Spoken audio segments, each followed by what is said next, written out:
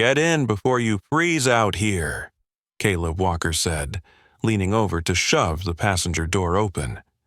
Rain drummed the hood. The pickup idled steady. The woman in the road flinched like he'd shouted a gunshot. She snapped her head toward him, eyes wide, pure fear, not surprise, as if every stranger came with teeth. It was sudden, real terror. She stepped back, clutching her bag to her chest like a shield. Caleb kept both hands on the wheel, palms visible, body relaxed. His voice stayed low and careful, the way you talk to a spooked horse. "I'm not gonna hurt you," he said, "just offering a ride. You look like you need it." She shook her head, breathing fast. Her coat was soaked through, wind shoving rain sideways into her face like needles. Still, she didn't move closer. Caleb exhaled, the windshield fogged. "Listen," he said, calm and steady. "This road turns mean after dark. Standing out here isn't a plan, it's a dare. I've got stew at home and a dry place to sit," he added. "You don't have to say a word, just get warm, that's it." She looked torn between bolting and collapsing, knuckles whitening on the strap. She glanced at the tree line, then at him. Thunder cracked hard. The trees shuddered, and her whole body jumped. Her breath caught, her knees dipped. "Okay," she whispered, barely louder than the rain. "Okay." She climbed in, slow, eyes locked on him, then shut the door with a soft thunk. She curled inward, tense. After a beat, Caleb, 47, weathered calm, said gently, "I'm Caleb, you're safe in the cab. You don't have to tell me your name unless you want," he added. She wiped rain from her cheeks with trembling hands, hair stuck to her face. Silence stretched. Finally, she murmured, "Sloane." Caleb nodded, like that was enough. "All right, Sloane," he said. The truck rolled forward, headlights cutting thin tunnels through gray dusk. They rode in silence, wipers squeaking a steady rhythm while the rain thickened. "I've got a place up the road," Caleb said. "Walker Farm, not fancy, but there are towels and food." He kept his eyes on the road. "My mama's there too, so you'll know I'm not the only soul under that roof." Sloane gave the smallest nod without looking at him. Caleb could feel the questions in her silence. "Who are you? What's the catch?" Spinning hot behind her ribs. He didn't press. Gravel popped as he turned onto a drive lined with bare pecan trees. At the top of the rise, a weathered farmhouse waited, porch light glowing warm. He parked beside the barn and pointed toward a small cabin out back. "You'll stay there," he said. "Heat works, bathroom works, I'll bring blankets and supper." Sloane finally turned, voice cracking. "Why are you doing this?" Caleb stared through the wet glass at the falling night. "Because you looked like you needed somebody to stop." She held that answer like it might break. Then she stepped into the mud. That night, Caleb carried a tray, beef stew, cornbread, sweet tea, to the cabin. Sloane opened the door, took it, and nodded once. Guarded, but no longer frantic. Back in the main house, Caleb checked on his mother, Nadine, tucked under a quilt. Nadine's stroke had left her voice rough and thin. One hand rested on the quilt edge like an anchor. "She's still out there," she rasped. "Yeah," Caleb said. "Guest cabin." Nadine blinked slowly, then whispered, "Good." In the cabin, Sloane sat with steam curling up her face, letting warmth fight the cold inside her chest. When she closed her eyes, she didn't see the rain anymore. She saw Caleb's hands, steady, not grabbing, and a truck that stopped when everyone else kept moving. It wasn't trust yet, but it was a crack in her armor. If you believe the small kindness can reroute a life, Hit like and tell us where you're watching from. Morning smelled of rain-soaked earth. Pale sunlight seeped through thin curtains as Sloane woke under the quilt Caleb left folded at the foot of the bed. The empty bowl sat on the nightstand. Her shoes by the door had dried. Her bag, zipped and tucked under the bed, was untouched. That one detail loosened a knot she'd been carrying for months. In the main house, bacon snapped in cast iron while coffee and hickory smoke filled the kitchen. Down the hall, Nadine hummed softly, stubborn as a heartbeat. Caleb moved quiet, practiced. It was Saturday. Chores could wait. At 8 sharp, he tapped the cabin door and stepped back, giving her space before he spoke. Sloane opened a crack. Freshly showered, face bare, eyes cautious but clearer. "I made breakfast," Caleb said. "You don't have to eat with us, but you're welcome." She hesitated. "Us?" "My mama," he answered. "Nadine. She don't say much, but she appreciates company." Sloane glanced toward the house, then nodded once, choosing risk over hunger. She wasn't used to invitations without strings.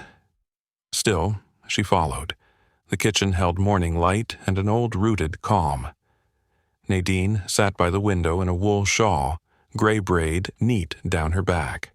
Her eyes were dulled, but they sparked at Sloane. "Pretty," Nadine murmured. Caleb smiled faintly. "Mama, this is Sloane. She's sitting with us." Sloane took the far end of the table, careful not to impose. Breakfast passed mostly quiet, forks clinking, Nadine's humming, rain dripping off eaves. Sloane ate eggs, grits, buttered toast, thick bacon, crisped just right. Then she blurted, "You cook like a Southern grandma raised you." Caleb shrugged. "She did. Daddy died young. It was just us." Sloane nodded, throat tight. "Mine left," she said, "never came back." The words hung, honest and plain. Afterward, Sloane stood to help with dishes. Caleb shook his head. "You're not staff," he said. "You're a guest." She met his gaze. "I can still contribute," she replied softly. "It's been a while since I felt useful." Caleb hesitated, then handed her a towel. "Then you dry, I'll wash." They moved around the sink like people relearning a dance. Quiet, coordinated, careful. She asked about the farm. He told her. Free-range chickens, a few cattle, stubborn peach trees, and a busted tractor he kept patching because new ones were out of reach. Sunlight finally broke through the clouds. Caleb opened the back door and nodded toward the yard. "Feel up to meeting the girls?" Sloane blinked. "Girls?" He pointed at the coop. "Hens. I named them after jazz singers." A smile tugged at her mouth, her first real one here. "Lead the way," she said. The air outside was fresh and sharp. The chickens clucked like they owned the place. Sloane crouched by the fence, watching them peck and strut. "They're peaceful," she said. Caleb muttered, "More than some people." She looked over her shoulder. "Do you always take in strays?" He paused, eyes on the flock. "Just the ones who look like they forgot they're worth saving." The line landed hard. Sloane didn't answer, but it stayed with her. Later, Caleb fixed fencing while Sloane sat with Nadine on the porch. She offered to massage Nadine's hands. Nadine nodded almost immediately. Sloane's fingers were trained, gentle pressure, slow kneading up stiff joints. Nadine's eyes fluttered closed. Caleb watched from the doorway. "You used to do this?" he asked. "Physical therapy," she said. "Mostly elder care, stroke recovery." Caleb's gaze sharpened. "She's been stiff for months. You're the first she's let touch her like that." Sloane kept working, voice low. "She's lonely," she murmured. Caleb replied, softer. "So are you." Her hands stilled for a breath, then resumed. You don't know me. I know what it looks like, he said, when somebody stops believing in soft landings. At dusk, Sloane headed back to the cabin. Thanks for letting me stay, she said. Caleb held the door open. You can stay longer, no strings. She studied him, searching for the hidden hook. Behind him, Nadine lifted a shaky hand and waved, deliberate, proud. Sloane's breath caught. She waved back. For the first time in weeks, she didn't feel like a ghost. The next morning brought gray stillness. Fog hung low over the fields. Dew clung to grass like glass. Sloane walked toward the house in one of Nadine's old cardigans, sleeves too long. Inside, she found Caleb at the dining table with a worn stack of bills, pencil between his teeth. His brow was furrowed, like paper could bruise him. He looked up, the frown easing. Morning, Caleb said, nodding at the coffee. It's fresh. Sloane poured a mug. Everything all right? He squared the bills. Electric company, he said. I pay a little, they threaten. I pay a little more. Sloane didn't pry. She sat across from him, letting the quiet settle like a blanket instead of a wall between them. I can help, Sloane said suddenly. Caleb chuckled. With money? No. Not that, she corrected. With Nadine. His eyes lifted. She favors her left side. Right side is weak but there, Sloane said, slipping into clinician calm. An hour a day, stretching, grip work, speech prompts. We can rebuild function, maybe even her words. Caleb blinked, hope and fear tangled together. You do that? He asked. Sloane shrugged, but her voice shook. I need to do something. I need to remember who I was before everything. Caleb leaned back, studying her like he was weighing trust. Then he nodded once. All right, we'll try. That afternoon, Sloane started with simple stretches. Nadine resisted, stiff and wary. Sloane stayed patient, coaxing motion like it was a promise. By the third session, Nadine's hand closed around a rubber ball. By the fifth, she smiled when Sloane entered. Caleb watched from the doorway most days, arms crossed, saying little, eyes missing nothing. How Sloane adjusted a knee brace. How she praised half-inch gains like gold. The house changed around those small victories. They made the air lighter, like windows opening in a long closed room. One morning, Sloane brought music. Soft jazz, steady as breath. Nadine's eyes brightened. She likes Billie Holiday, Caleb said. Sloane smiled. She's got taste. Days settled into rhythm. Chores at dawn, therapy in the afternoon, dinners in the evening. Sometimes quiet, sometimes laughter, always easier than it should have been. One Thursday, a storm rolled in, and Caleb asked softly on the porch, Why'd you leave your job? Sloane's fingers tightened around her mug. I didn't leave, she said. I was forced out. Caleb turned, patient. Private rehab clinic, she continued. My patient was the son of a powerful man. He wasn't improving, and I told the family the truth, politely, honestly. Her voice tightened. 2 weeks later, I was accused of misconduct. No proof, just whispers. Thunder muttered in the distance like it agreed with her. They said I was inappropriate, she admitted, eyes down. The board didn't even question it. I was gone before I could defend myself. Caleb's jaw flexed. Did you fight it? I tried, she said, but when you're a woman, and the accusation is enough to stain you, the system doesn't care about truth. Thunder cracked. Caleb said, I'm sorry. Sloane looked up. Don't be, I need it to fall apart. Rain tapped the tin roof. Caleb nodded. Sometimes the storm clears what needed breaking. That night, Sloane couldn't sleep. Lightning stitched the sky, and hope felt dangerous. By morning, she found Caleb in the barn fighting a jammed feed machine, shirt stuck to his back, hands scraped. "Need help?" she called. He looked up, grinning. "Got a mechanic hiding under that therapist badge?" he teased. "Try me," she shot back. Together, they worked bolts loose, her smaller hands fitting where his couldn't. At one point, he reached past her. Their shoulders brushed. They both froze. One clean second of electricity. Then the machine rattled to life and the spell broke. Sloane smirked. "You owe me." Caleb's voice went low. "I'll add it to your tab."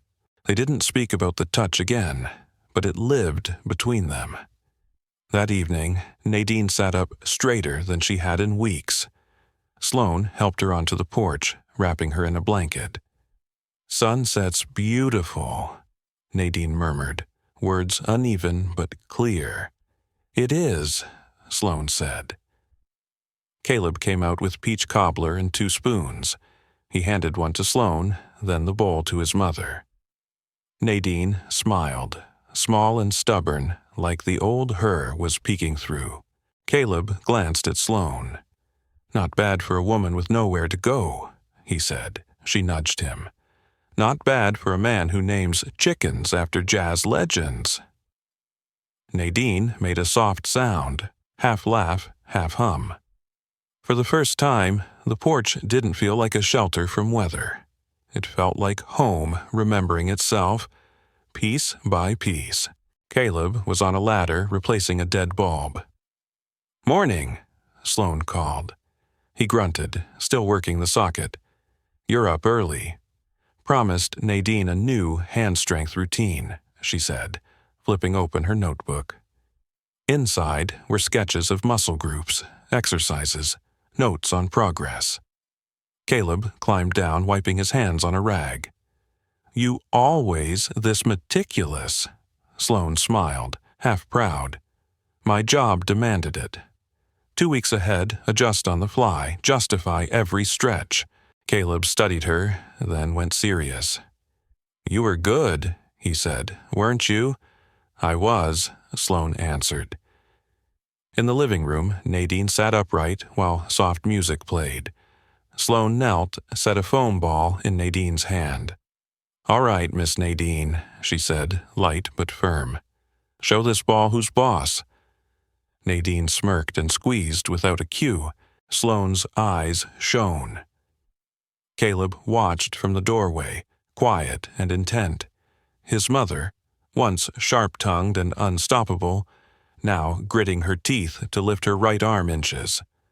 Sloane supported her elbow and praised every centimeter. Later, hauling buckets from the well, Caleb asked without looking up, "Would you want to stay?" Sloane paused. "Longer than a few days?" He nodded. "Weeks, maybe more." The idea felt warm and dangerous. After a beat, she said, "I'd like that, if you're sure." "I'm sure," Caleb said. "This place has been quiet too long." That night, they sat on the porch while he tuned the old radio, static, snapping between country and baseball. "When I was little," Sloane said, "I thought farms were fairy tales, sunflowers, rolling hills, friendly dogs." Caleb lifted a brow. "You were lied to." She laughed, surprised it came easy. After the laughter, she nodded toward the side porch. "That broken handrail is bothering me. I think I can fix it." Caleb looked at her, really looked, and smiled. "Be my guest." Days passed in an easy rhythm. Sloane helped Nadine, ran feed, repaired the rail with practiced precision. Caleb introduced her around town, the hardware clerk, the grocer who forgot to label peaches, the mailman who teased about the storm girl. Sloane only smiled. Something like that. But under the ease, something heavier brewed. One evening in a storage shed, Sloane found a dusty metal box. Curiosity tugged. Inside were faded photos. Nadine young, Caleb in a football jersey, and a sharply dressed man Sloane didn't recognize, arm around Nadine in front of the same farmhouse. Nadine's eyes in the picture looked distant. Footsteps came behind her. Caleb's voice tightened. "That's my father." Caleb's jaw tightened. "He left when I was 12, he said. Took the truck, the savings, no note, just vanished." Sloane closed the box. "I'm sorry," Caleb nodded. "It's just me and Mama now."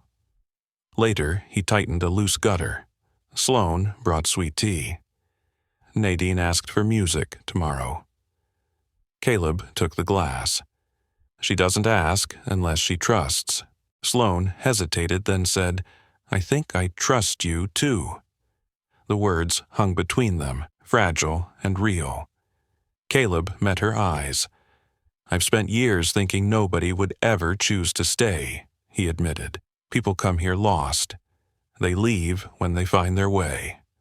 Sloane's voice went soft. "What if I'm still finding mine?" Wind moved the pecans. Inside, Nadine coughed. Caleb stepped closer. "Then stay as long as you need," he said. "And if you ever want to go, I'll help you find the road out." Sloane looked up, heart unsteady. "What if I don't want to leave?" Caleb didn't answer with words. He answered with a look, like she was sunrise after drought, like he didn't trust his own luck. Neither moved. The silence said enough. Over the next week, tenderness spread through the house in small, undeniable ways. Cornbread mornings, Nadine's fingers curling stronger. Two-word phrases forming. Sloane writing notes by lamplight. Caleb watching her with protection that didn't feel like a cage. Nadine's speech crept forward. "More tea, too tight," and Sloane celebrated every syllable. Caleb began setting an extra mug by the stove. Their eyes met and held. Then, at sunset, Sloane froze at the kitchen window. An SUV rolled up the drive, plates out of state, tires too clean. A man in a pressed suit stepped out, and dread flooded back. "You expecting anyone?" she asked Caleb as he came in, drying his hands.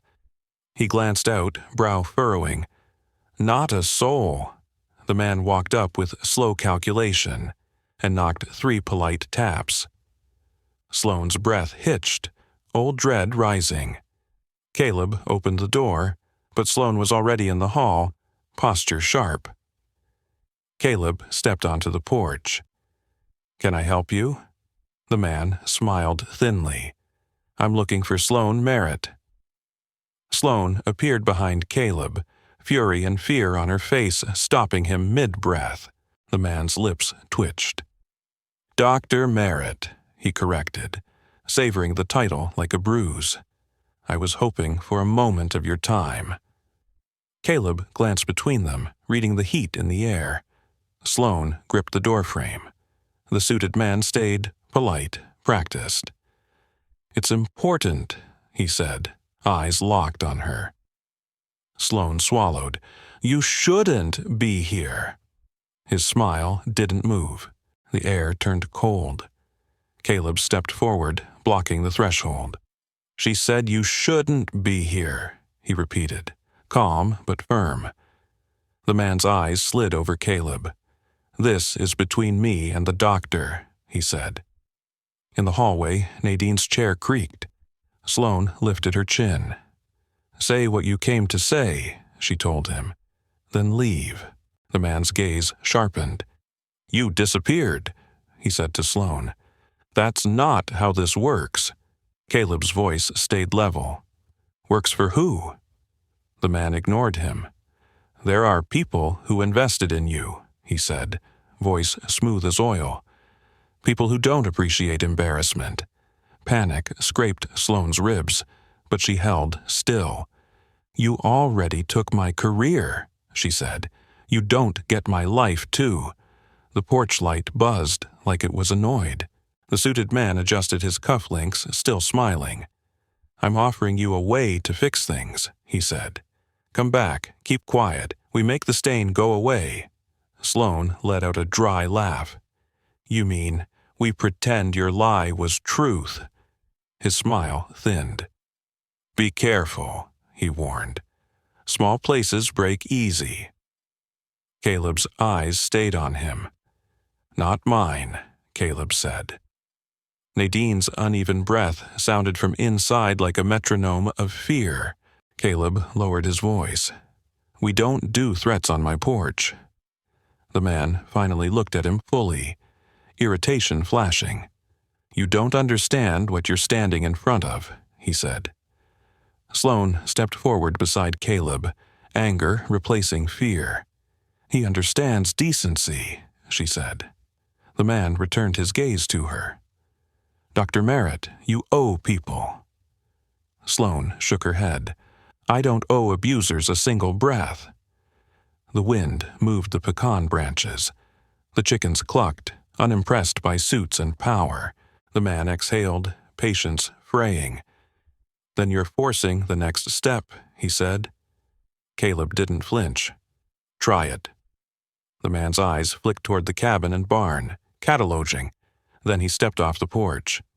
"This isn't over," he said, still polite. "It never is." He walked to the SUV like the exit was rehearsed. Sloane watched him go, knees buzzing like she'd sprinted. Gravel popped under the tires as the SUV rolled down the drive. Only then did Caleb release a breath. "Who was that?" he asked, careful. Sloane swallowed. "Someone from my old life," she said. "The one that lit the fire." Caleb's eyes narrowed. "And you?" She pressed a hand to her chest. "I'm trying to stop burning," she whispered. And the confession tasted like smoke and mercy. Inside, Nadine inched closer, face tight with effort. "Bad man," she managed. Sloane crouched and took her hand. "Yeah," she whispered. Caleb's resolve sharpened. "He comes back. He doesn't get to surprise us," he said. Sloane shook her head. "You don't have to get involved." Caleb replied, "I already am. You're under my roof. That makes you family." Sloane swallowed. "I didn't mean to bring trouble here." Caleb shook his head. "Trouble finds its own way." He looked toward the road, then back. "You're safe," he said, firm as law. Sloane wanted to believe it, to live where cobbler and sunsets mattered. But the man's smile had carried a warning. The past had teeth, and it was circling. In the cabin, Sloane stared at her bag, then unzipped it. ID, a few documents, a folded letter she'd never opened. Her hands trembled, then steadied. She wasn't running anymore. She was choosing. In the main house, Caleb checked the locks twice. Nadine watched him and pointed toward the porch light, reminding him to stay awake. Caleb nodded, understanding. Morning brought fog, but the house moved with purpose. Caleb fixed a gate near the road and checked the barn lights. Sloane worked Nadine through speech drills and grip work, praising every syllable. Between reps, Nadine squeezed Sloane's wrist. Weak but deliberate. Caleb saw it from the doorway, eyes softening. Later, he told Sloane, "Whatever comes, you won't face it alone." The week rolled forward, charged like a wire. Sloane and Caleb didn't mention the barn moment. Their closeness showed in small ways. His mug set near her chair, her folding Nadine's shawl, their eyes holding across rooms. Sloane feared the power that smeared her name, but she feared leaving this place more. That told her she belonged. Late afternoon, gravel crunched. This time it wasn't the silver SUV. It was an older, dusty, dark sedan, local. Caleb stepped beside her, gaze sharp. "That ain't him," he said. Sloane exhaled, then realized her hands were still shaking. Trauma didn't care about facts.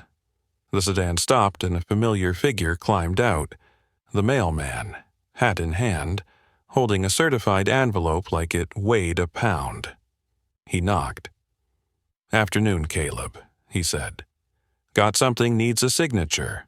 Caleb signed for the envelope and froze at the return address. He handed it to Sloane, unopened. Legal letterhead. Her name, Dr. Sloane Merritt, in hard black ink. She broke the seal with steady fingers.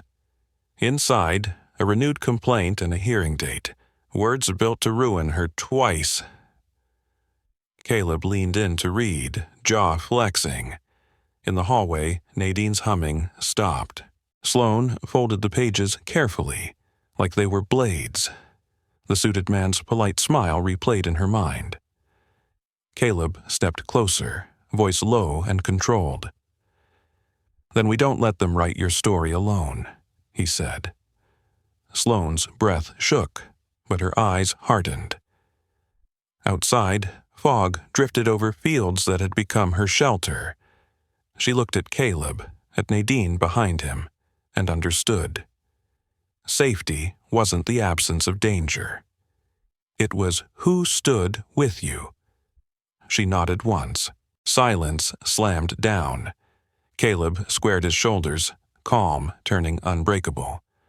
Sloane held the notice like proof the past had tracked her here. "They want to fight," she said. Caleb's voice stayed steady as that first night rain.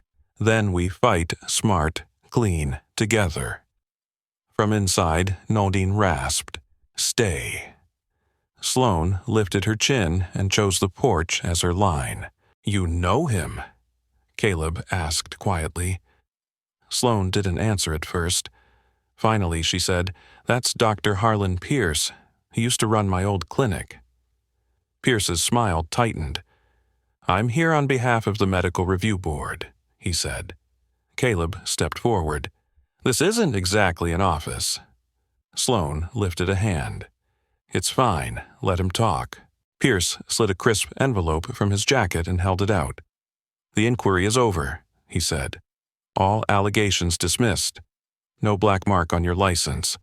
The family rescinded their complaint." Sloane stared. "Then why show up here?" Pierce exhaled. "The board recommended reinstatement. I also wanted to see what kind of place stole you away." Caleb bristled. "Where she lives is none of your business." Sloane opened the envelope anyway. Her eyes tracked the lines, but words blurred, dragging her back to monitors. Screaming, a flatline wail, a mother's howl. Pierce stepped back, his voice softer. "You were one of the good ones," he said. "Come back, Sloane. The hospital would have you tomorrow." With that, he tipped his head toward Caleb, walked to his sedan, and disappeared down the gravel lane.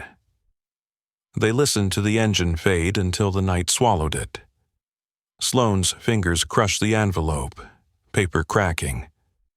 Later, on the porch swing, she sat beside Caleb in silence, listening to crickets and the slow creak of chains.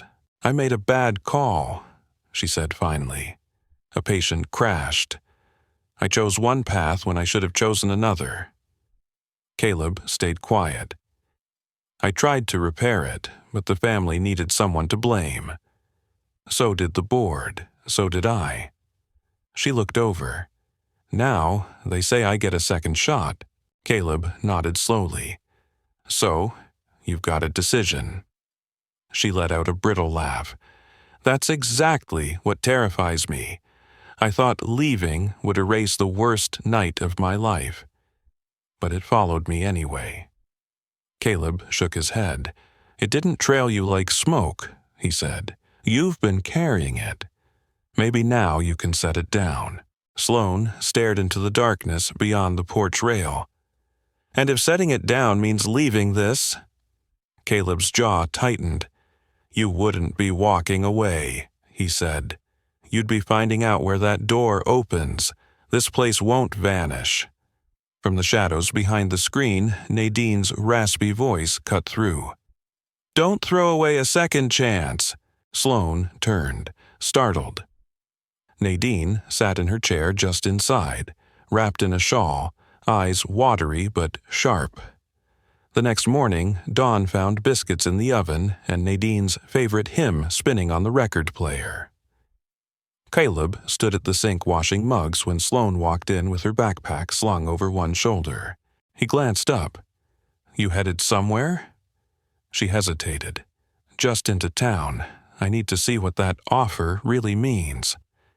He didn't try to stop her, just nodded once. The small regional clinic sat at the edge of downtown like a stubborn relic. Familiar fluorescent hum, same scuffed tile. Sloane's chest tightened as she stepped inside. The receptionist looked up, blinked, then slowly smiled. Sloane? Dr. Merritt. Sloane lifted a hand. Hey, Denise. The other woman exhaled. Didn't think I'd see you back. I'm not sure how long I'm staying, Sloane admitted. In the administrator's office, a man in a navy vest didn't bother hiding his surprise when she sat down. Pierce called, he said. Told me the board cleared you and suggested we crawl over broken glass to rehire you. Sloane shook her head. I'm not here for that. Not yet. I just want to volunteer, Hort. Observe, help where you're short-staffed. I need to remember who I was before everything imploded. I need that back. He studied her like he was weighing risk against desperation. We're drowning in triage, he said finally. I've got 3 open shifts. You want one. It's yours. Sloane nodded, heart thudding. I'll be back tomorrow. When she returned to the farm that evening, dirt smudged her shoes and her bones ached, but the heaviness in her chest had eased. She found Caleb at the fence line, tamping down a post, hands caked in mud. How'd it go? He asked without looking up. A little girl came in with a broken wrist, Sloane said. She cried like the sky was falling. I wrapped it, told her a terrible joke. She laughed. Caleb finally met her eyes. She laughed, he repeated. Sloane nodded, softer now. Yay, she did. Caleb's mouth curved into a crooked smile. Sounds like something starting. She shrugged, though warmth flickered in her chest. Or just a reminder I'm not completely broken. That night at dinner, Nadine reached across the table with a trembling hand and patted Sloane's fingers. Welcome home, she rasped. Sloane's eyes burned. Maybe, she thought, home wasn't a spot on a map or a building you ran toward or away from. Maybe it lived in the space between hurt and healing, where second chances didn't feel like verdicts but like gifts.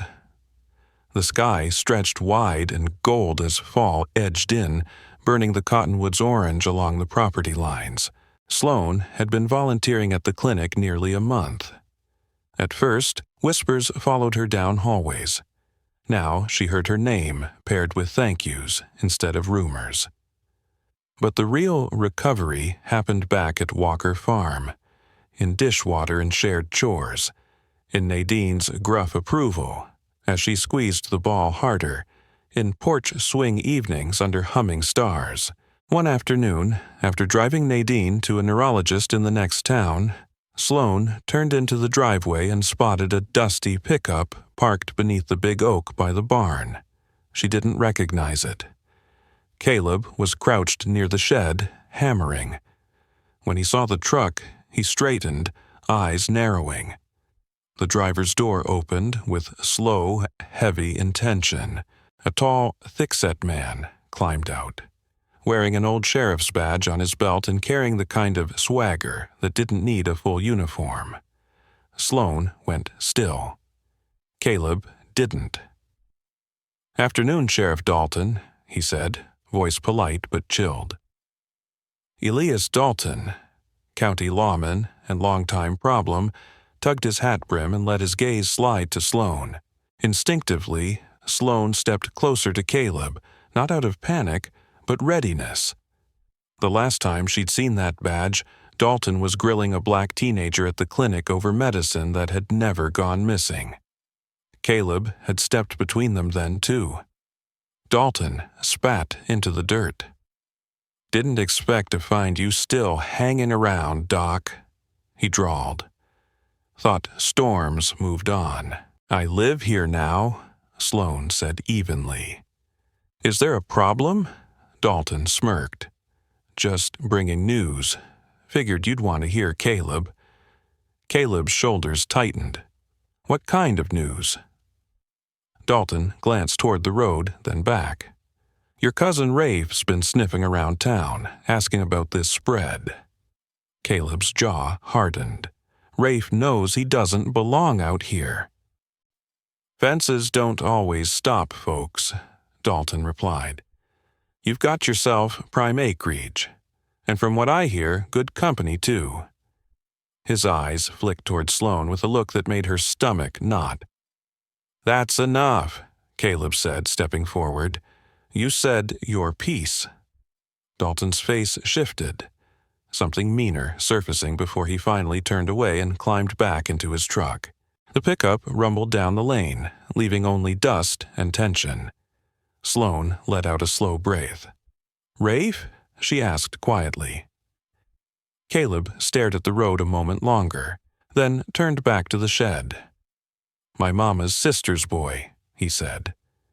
"Mean as a kicked dog. Tried to snatch this place when Nadine first got sick. He's got shady friends and no conscience." Sloane folded her arms. "And Sheriff Dalton?" Caleb snorted. "Dalton likes power. Doesn't like seeing a black family hold land white folks assumed would be theirs forever." That night, sleep dodged Sloane. Images flickered. Caleb standing alone against men who saw his home as prey. She slipped down the hall and found him on the porch steps, eyes on the stars. She sat beside him without a word for several minutes. Finally, she said, "You don't have to shoulder all of this by yourself." He huffed. She kept going. "You took me in. Let me help Nadine. Helped me remember who I am. Let me stand with you now. Let me help keep this place safe." His expression flickered with something raw. "You think I don't want to lean on somebody?" he asked quietly.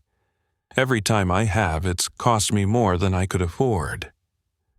Sloane leaned closer, voice barely above the night sounds. "Then maybe let it cost me nothing," she said. "Let me be the one who doesn't walk out when it gets ugly." Over the next days, she watched Caleb grow more deliberate. About her safety, about the farm's boundaries. He double-checked gate chains, ordered a small security camera, and started installing better locks on the barn and cabin. Nadine noticed, too. During stretches one morning, she grunted, "That boy's been scared since his daddy died, always watching shadows more than sky." Sloane eased Nadine's elbow. "Maybe he doesn't have to anymore," she murmured. That afternoon, while Caleb worked the back pasture, Sloane drove into town, past the clinic, to a modest brick building with a wooden sign. Harper and Lowe, attorneys at law. An hour later, she walked out with a manila folder hugged to her chest and a new resolve in her jaw. After supper, she set the folder on the kitchen table and flipped it open. Caleb raised an eyebrow. "What's this?" "Paperwork," Sloane said. "I added myself to the land trust as co-caretaker for as long as Nadine's recovering." Caleb stared at her like she'd sprouted wings. "Sloane, no. That puts you in the crosshairs." "Listen," she said gently. "If Rafe or anyone tries some legal stunt, fake medical claim, family loophole, it'll be harder to steamroll two of us. I know contracts. I know how people like him think." Caleb didn't answer. She added quietly, "You didn't ask me to do this, but you also don't have to face them alone anymore." After a long moment, he pulled the folder closer, scanning signatures and the notary stamp. Then he stood, walked around the table and wrapped his arms around her. Slow, steady, fiercely grateful. Neither of them said another word about it that night. Something had shifted between them. Deeper than trust, a shared line drawn in the dirt, a quiet promise to stand together. The next morning cracked cold and bright over the Arkansas hills, breath puffing white in the air. Sloane pulled her scarf tighter as she stepped onto the porch. Across the yard, Caleb hauled feed buckets toward the barn, his stride deliberate but heavier than usual. The farm had become more than sanctuary. It was rhythm, purpose, a heartbeat she'd synced to. Inside, Nadine was unusually subdued. During exercises, she stopped mid-squeeze on the therapy bar. "He's keeping something from you," she rasped. Sloane adjusted her wrist brace. "What makes you say that?" Nadine's gaze sharpened. "My boy's always been the strong, quiet type. But when he starts closing doors behind him, it means old trouble's waking up." "Do you know what kind?" Sloane asked. Nadine's sigh turned into a rough cough. "I know he's afraid of losing more than dirt," she whispered. Later, Sloane found Caleb at the back fence, studying the tree line, brow furrowed. She approached quietly and set a thermos of hot cider on the post beside him. He nodded thanks, eyes still scanning the woods. "Talk to me," she said softly. After a long pause, he replied, "Neighbor says someone's been camping just outside the property, west side. Could be Rafe, could be one of his boys." Sloane's stomach tightened. "You think they'll try something?" Caleb's jaw flexed. "They always do," he muttered. "But I'm not letting them take what's left of my family." Sloane's fingers brushed his jacket sleeve. "We're not just waiting for them, are we?" He hesitated. "I've been checking into extra security, boundaries, legal options," he admitted. Her eyes narrowed. "Not booby traps?" "No," he said firmly. "Motion sensors, floodlights, maybe a few quiet friends from my National Guard days who still owe me favors." Caleb shook his head. "I'm not picking a war, I'm guarding what's mine." Dry leaves scraped along the fence line as wind picked up. After a beat, Sloane stepped closer. "Then let me really help," she said. "Not just with forms and clinics. I want in. I don't want to stand on the porch watching you fight ghosts." He finally looked down at her, some of the strain easing from his shoulders. "You already are in," he said quietly. That evening, under a bruised purple sky, they stood in the hayloft installing a small camera aimed over the back pasture.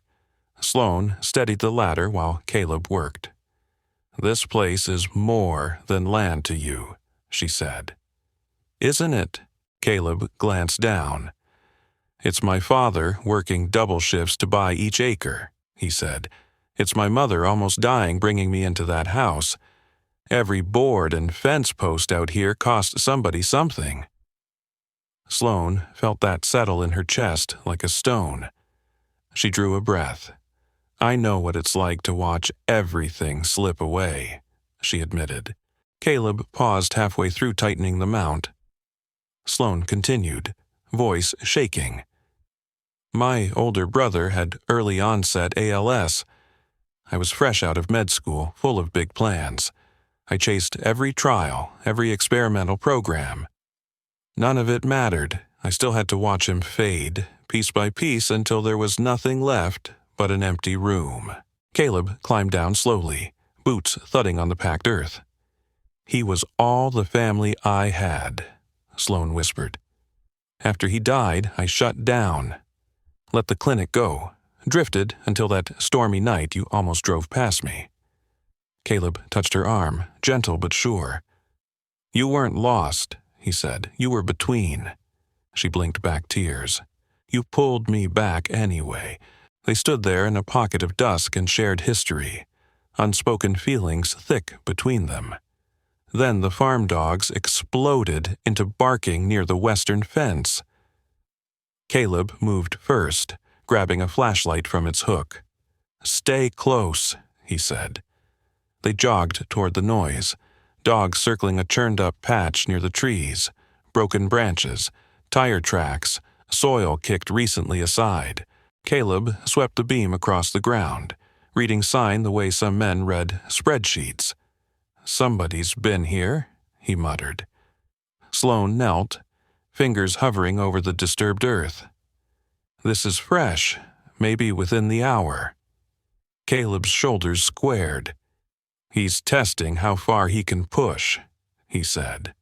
Sloane looked up. "What do we do now?" "Finish shoring up what's ours," Caleb replied. "Tomorrow I bring in extra eyes, and I call Dalton so it's on record." Sloane's mouth twisted. "You really think he'll step up?" Caleb's voice went flat. "Maybe not, but I'd rather he can't pretend he didn't know." Back at the house, Nadine waited in her robe by the window, watching the yard like a sentry. "He's here, isn't he?" she asked as they stepped inside. Caleb nodded once. "He's lurking, but I'm not exactly hiding either." Later, after Sloane helped settle Nadine back into bed, the older woman gripped her wrist with surprising strength. "You've changed, my boy," Nadine whispered. "I can see it. He's not facing the dark by himself anymore." That night, Sloane sat by the fireplace long after Caleb turned in. Flames licked low, shadows dancing over old wood. In her hands, she held a photograph from Nadine's keepsake box. Caleb as a kid, barefoot in overalls, grinning beside a younger Nadine, both smeared with mud and joy. This wasn't just some acreage, it was a generational promise, somewhere beyond the pasture. Wind rattled branches. Sloane could almost hear the faint crunch of distant tires. She stood, pulse steady instead of spiraling. Whatever rolled up this driveway next, she wasn't backing down. Before sunrise, the soft chime of the new security system pulled Caleb from sleep. West boundary. Same stretch of fence they'd checked before. He swung his feet to the floor, unlocked the cabinet, and took out the rifle he prayed he'd never have to use. When he stepped into the kitchen, he found Sloane already there, fully dressed, mug in hand. "You heard it too," she said, setting the cup down. "West side?" He nodded. "Camera caught something. Could be nothing. I'm not betting on it." Sloane grabbed her coat. "I'm coming." "No," Caleb said, hand landing on her shoulder. "Let me handle this part." Her eyes didn't waver. "You promised we were in this together," she reminded him. "I'm not letting you walk toward trouble alone." The argument died when he saw it. Resolve, not recklessness. He exhaled. "Stay right beside me, then." Dawn was only a suggestion on the horizon when they reached the western fence. Caleb swept his flashlight along posts and grass, stopping on deep boot prints leading toward the cattle shed. He motioned Sloane to hang back, then eased the door wider. Inside, hay was scattered, tools knocked over. On a support beam, fresh knife marks spelled a jagged warning, "Last shot." Caleb's jaw locked. He backed out, shoulders tight. "Rafe's done watching," he said. "He's pushing." Sloane frowned. "What now?" "We call Dalton and we fortify everything." When Sheriff Dalton eventually rolled up, limping from an old injury and wearing boredom like armor, his reaction was lukewarm at best. He squinted at the carving. "You sure it ain't kids?" Caleb's temper flared. "Teenagers don't carve threats in the same spot twice in a week," he snapped. "You know who's behind this." Dalton sighed as if inconvenienced. "Without something solid, my hands are tied," he said. "Rafe's connected. You'll need more than tracks and a hunch."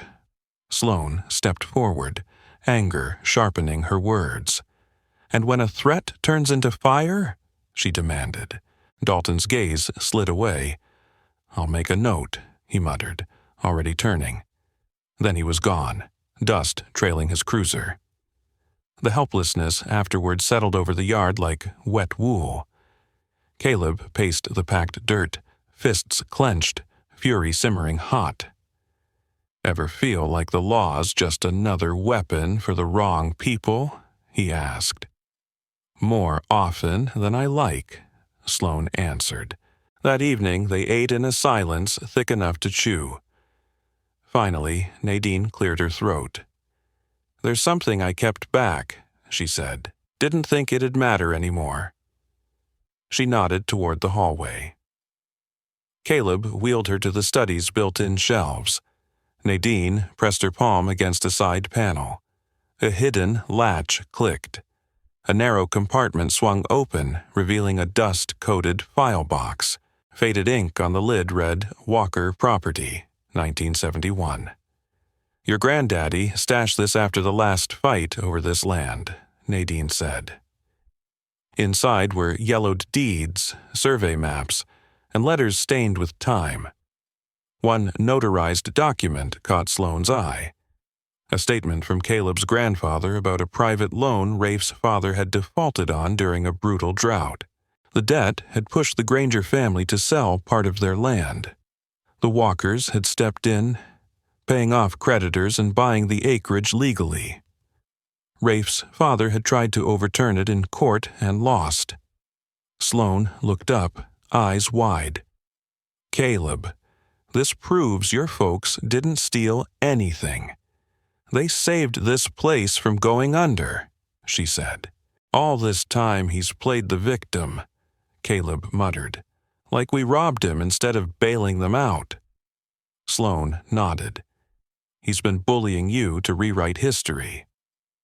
The next morning, Caleb drove into town with Sloane riding shotgun and the file box between them. They headed straight for the office of Amelia Cortez, the sharpest attorney in 3 counties. Amelia slid on reading glasses and combed through the paperwork. Interest clearly piqued. These are airtight, she said. Recorded, witnessed, stamped 6 ways to Sunday. If Rafe so much as sneezes your direction again, we can hit him with harassment and make it public. Caleb shook his head. I don't just want him off my back, he said. Amelia's mouth tugged into a brief smile. Then we give the town a story they can't shrug off. Within days, a community meeting was posted on every church bulletin board and taped inside every diner window. Word moved fast, carried by Nadine's friends from choir and by Sloane's quiet conversations at the clinic and grocery aisles. That Friday night, the community hall buzzed with low voices and folding chairs scraping scuffed floors. Rafe sat near the back, arms crossed, jaw clenched. Sheriff Dalton leaned against the side wall, face unreadable. Up front, Caleb and Sloane shared a table with the dusty file box. Amelia stepped to the microphone, her voice calm and cutting as she laid out the history. She walked the room through the old debt, the court case, the decades of intimidation. Copies of the deeds passed from hand to hand. An enlarged photo of the carved last shot message on Caleb's shed beam flickered on the projector screen. A heavy silence fell. Then Nadine rolled her wheelchair forward and gripped the podium with both hands. Her voice was rough but steady. Justice ain't about who yells loudest, she said. It's about truth, and this truth's been buried long enough. No one clapped. No one needed to. Rafe stood abruptly and stalked out, boots thudding. Dalton followed a moment later, eyes hooded. Caleb turned to Sloane, breath leaving him in a shaky rush. We did it, he whispered. Sloane squeezed his hand. You did it, she said. I just stood where you asked me to. Caleb shook his head. You stood there when nobody else would. She rested her head lightly against his shoulder, the strain of the last weeks finally loosening. Outside, stars pricked the black sky above fields that had nearly been stolen twice and had survived anyway. Back at the farmhouse, Nadine dozed by the fire with a small, satisfied smile. On the porch, Sloane looked at Caleb, heart wide open, fear finally quiet. "I showed up here wrecked," she said. "Didn't think I'd ever find home again." Caleb gazed across the land his family bled for. "Maybe we both saved something," he said. "The farm, themselves, and each other. Small kindness can stop a life from sliding off the road. Many of you have lived long enough to know this truth. Life can change in a single mile." One wet evening, Caleb didn't offer Sloane a lecture, a sermon, or a pull-yourself-up speech. He offered a warm cab, a towel, and a bowl of stew. No grabbing hands, no questions that felt like traps. That kind of steady decency is rare, and when someone's been hurt enough it can feel suspicious at first. But kindness doesn't have to be loud to be real. It just has to show up and stay consistent, like porch lights in a storm. For older folks who have helped neighbors after hurricanes, layoffs, or loss, this is familiar. Sometimes the greatest rescue is simply stopping when everyone else keeps driving. Second chances aren't just for the young. Sloane didn't need inspiration. She needed purpose again. Helping Nadine squeeze a therapy ball, coaxing two-word phrases back into daylight, celebrating a half-inch lift like it was a trophy, those small wins rebuilt something deeper than muscle. And for those 65 and up, that hits close. Recovery is rarely dramatic. It's repetition, it's patience. It's doing the work even when the progress is measured in inches, not miles. When the clinic offered Sloane a path back, she didn't sprint. She volunteered, tested her own strength, and proved to herself she wasn't finished. A second chance isn't a clean slate. It's a choice to keep living on purpose. When power circles, you fight smart, and you don't fight alone. Threats came dressed in pressed suits and sheriff's badges, trying to rewrite history and steal land that held generations of sacrifice. Caleb and Sloane didn't answer with chaos. They answered with records, witnesses, and community. Deeds from 1971, notarized truth, and a room full of neighbors who finally had to see what was happening. That's how you protect what matters. You put it on the record, in the light, where bullies can't twist it. Safety isn't the absence of danger. It's who stands beside you when danger shows up at your porch. If you were Sloane, or Caleb, what would you do when the past comes back wearing a smile and a threat? Would you take the second chance that scares you, or stay where healing finally feels like home? And have you ever seen a small kindness change someone's whole direction? Maybe even your own? I'd truly love to hear your story. Drop your thoughts in the comments, hit like if this message landed with you, and subscribe so you don't miss the next episode. Because these lessons only grow stronger when we learn from each other.